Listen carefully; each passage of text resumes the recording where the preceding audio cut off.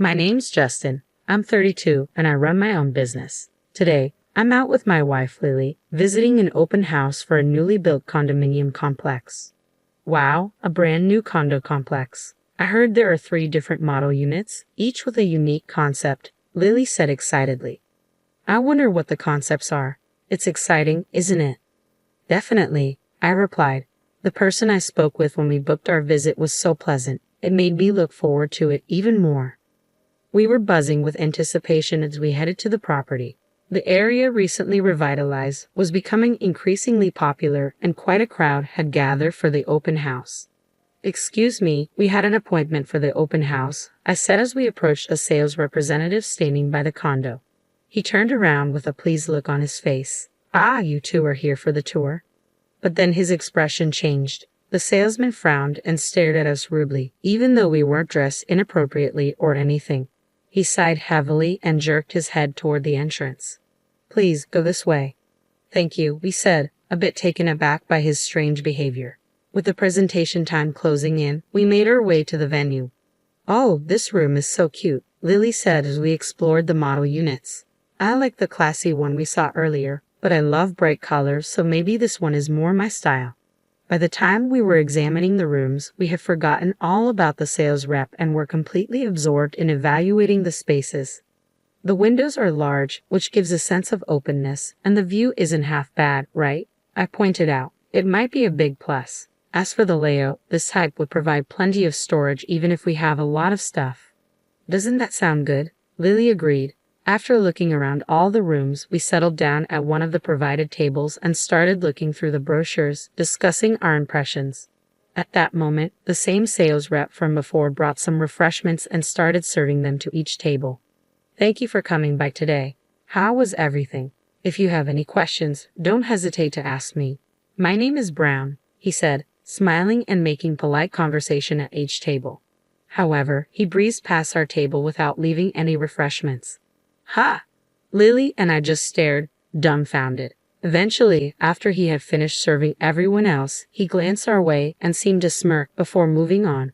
Hey, that guy, Lily whispered to me, furrowing her brows. You mean the one who was so rude to us at the entrance? I asked. Yeah, that's him, she confirmed. We never did receive our drinks or the extra information we asked for. The excitement we felt had completely vanished, replaced by a sour mood. I thought the ad looked promising, I said, but Lily looked disappointed. As we were getting ready to leave, we heard Brown's voice. Apparently, he thought he was alone.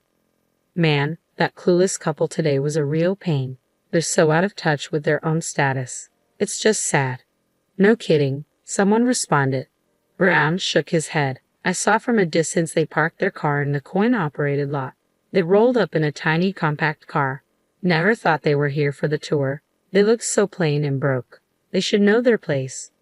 Lily and I exchanged glances. It seemed like Brown was talking about us. Indeed, we had arrived at the venue in our compact car. Compared to those decked out in designer wear that we spotted at the viewing, our attire may have seemed modest. Why should I waste my valuable time on folks like that? I ignored them. They were dumbfounded. Ha ha. Ah, Mr. Brown, isn't that not quite right? From now on, let me handle the refreshments and materials, said another voice. The one to argue with the abrasively laughing Mr. Brown was apparently his junior colleague. Shut up, Johnson. Don't be presumptuous as a newbie. I am the one who will be managing the contracts. You wouldn't dare undermine me for the incentive, would you? No, I didn't mean to, Johnson replied, looking distressed. From the following exchanges, it became apparent that Johnson was the one taking care of all the preparations while Mr. Brown was cherry-picking the good parts of customer service. It kind of ruined my mood. On the way home, Lily let out a sigh. Since we remember these things, let's pass on this apartment today. It's a shame because the show suite was so nice, but it just doesn't feel right. I agree. If we proceed with this, we will likely have to face Mr. Brown again, and given what happened today, I could see where this was going. We decided to look into other properties. After discussing it for 2 weeks, Lily called me over. Justin, what do you think about this property? She asked, pointing at the PC screen. It's a bit over budget, but I'd like to go and see it. Only a few units left, huh? You're weak for these marketing phrases, Lily. You always end up buying things that say limited edition, even sweets. As I teased her, she laughed and said, "Don't compare it to sweets." We quickly clicked on the button to book a viewing. However, the day of the viewing brought back the nightmare. It happened when we arrived at the venue and tried to get the documents. "You gotta be kidding. Give me a break," a familiar voice rang out with a slight tongue click. When we turned towards the sound, there was Mr. Brown, who had bad-mouthed us at the previous open house. We didn't expect to see him again so soon. Upon closer inspection, the person we had asked for the documents was none other than Johnson, his junior colleague. I involuntarily pulled my hand back from taking the documents. Johnson, who seemed not to remember us, looked puzzled. Then Mr. Brown interjected. "Excuse me, what is your profession?" His rude question irked me, but I decided to see how he'd react first. "I'm self-employed." "Ha!" Mr. Brown scoffed, not even bothering to hide his mocking expression. "This place is out of your league. It's a waste to even show the last unit on the top floor to people like you." "Got it." Mr. Brown, with an air that suggested we should leave quickly, started to turn us away with his dismissive behavior. I was the one to speak up this time. "What does that mean?" Mr. Brown smirked. "Don't get it. It means no poor folks. Understand?" "Sir, please stop it." I'm very sorry. Here are the documents," Johnson said, trying to intervene. "Johnson, stop messing around and don't increase our workload," Mr. Brown snapped, taking the documents from him. "Are you saying we should choose our customers?" "I'm not convinced," Lily confronted Mr. Brown, but he didn't seem to care. Yep.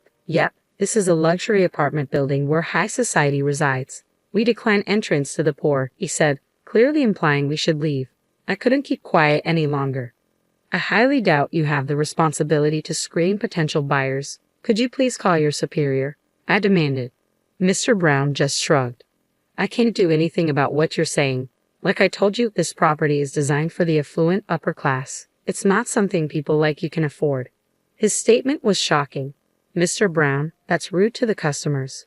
Please stop." I'm very sorry." Johnson tried to mediate, but I cut him off. "So we, as a couple, are denied the viewing, right?" Mr. Brown smiled triumphantly. "Exactly," he said in an arrogant tone, gesturing us toward the exit. "I wouldn't even do it as a favor."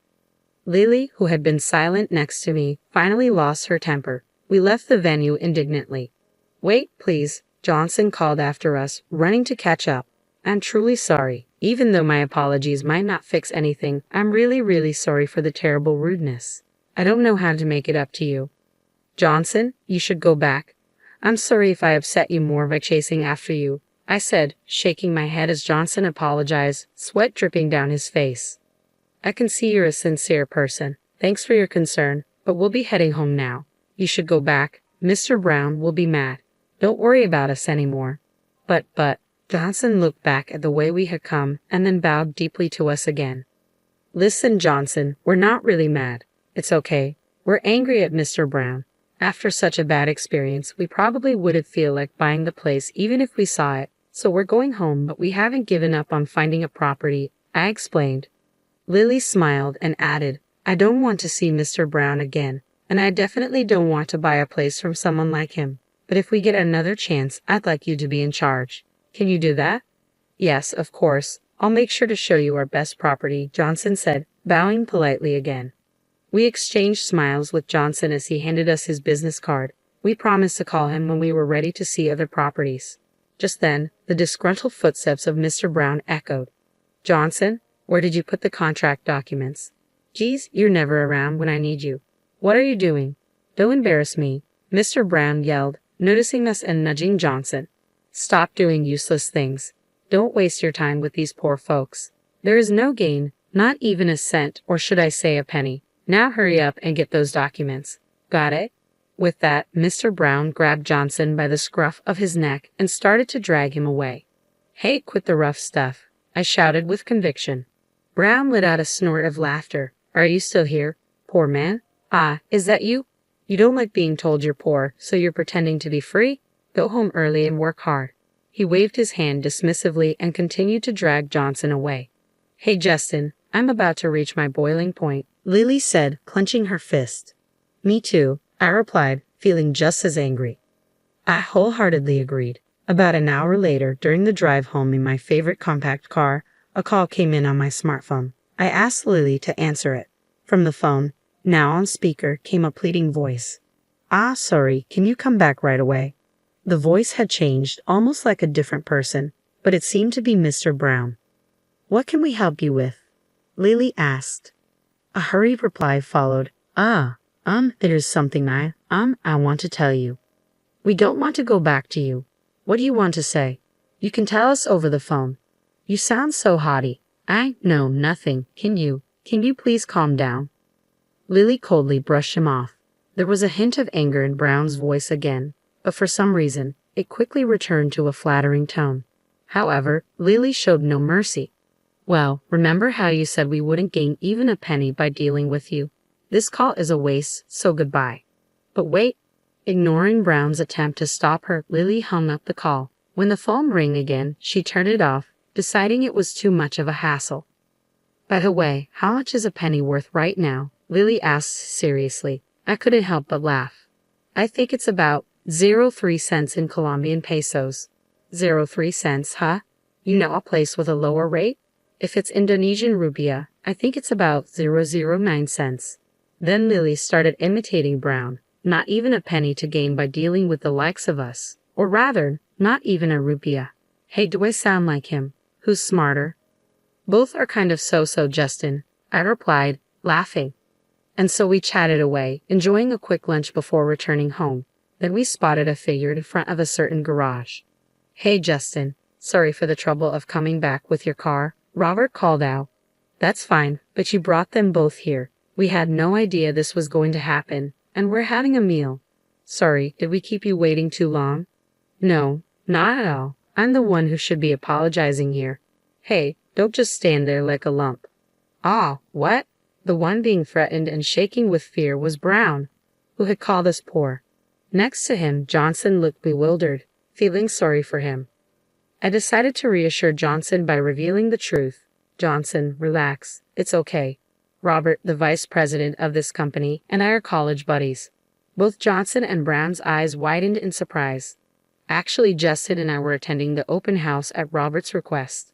But we really were looking for a property, Lily confessed. Who could have thought things would turn out like this? Johnson looked flustered, while Brown stared at us in disbelief, as if to ask what we meant. We asked Justin to dress casually for the viewing, and we arranged for him to use a small car we prepared. Otherwise, well, look over there, Lily pointed.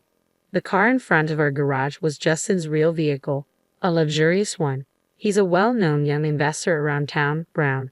Just by looking at that car, you should know you couldn't afford it even if you stood on your head. Brown appeared to be trembling, likely anticipating severe chastisement. A few months ago, we started receiving complaints at the corporate office. People said they felt looked down upon by salespeople when they went for casual viewings. Everyone was saying the same thing, so I visited the site many times, but you acted polite in front of me, Brown. However, the features match you no matter how I think about it. I asked Justin to confirm once I left the site, and the result is this situation. Mr. Vice President, could there be some kind of mistake? Brown stammered. Don't screw around. We have the recorded conversation. Do you want to deny it until I play it back? Robert's scathing words left no room for excuses. Brown tried to make excuses but quickly wilted. I apologize, he muttered. You're apologizing to the wrong person, Robert snapped. I am really sorry, Brown stammered, lowering his head as if trying to bury it in the ground. But if saying sorry were enough, there would be no need for the police, Robert replied coldly. Don't think this ends here. You'll take full responsibility. Brown shrank back even more, looking as if he were about to cry upon hearing Robert's threat of damages. It was all my fault, but the compensation. Brown approached Lily and me, practically begging for shelter. Robert grabbed him by the scruff of his neck. Don't joke around. You judge based on appearances and labeled them as poor. It's a big mistake to think rich people flaunt their wealth. Do you know how many cancellations we've received from high-profile clients because of your reckless behavior? As Robert lectured him in a low voice, Brown seemed to shrink smaller and smaller. You ruined our company's reputation with your sales tactics. You understand my anger, right? Please forgive me, Brown pleaded. No chance. Brown's eyes rolled back as he collapsed to the ground. It had been a while since I saw Robert lose his cool like this. It reminded me of our college days when Robert stood up for me against bullies, even fighting upperclassmen to protect me and getting beaten up in the process. Once again, Robert had defended me, this time alongside my wife Lily. I owed him big time. I'd treat him to his favorite steak next time.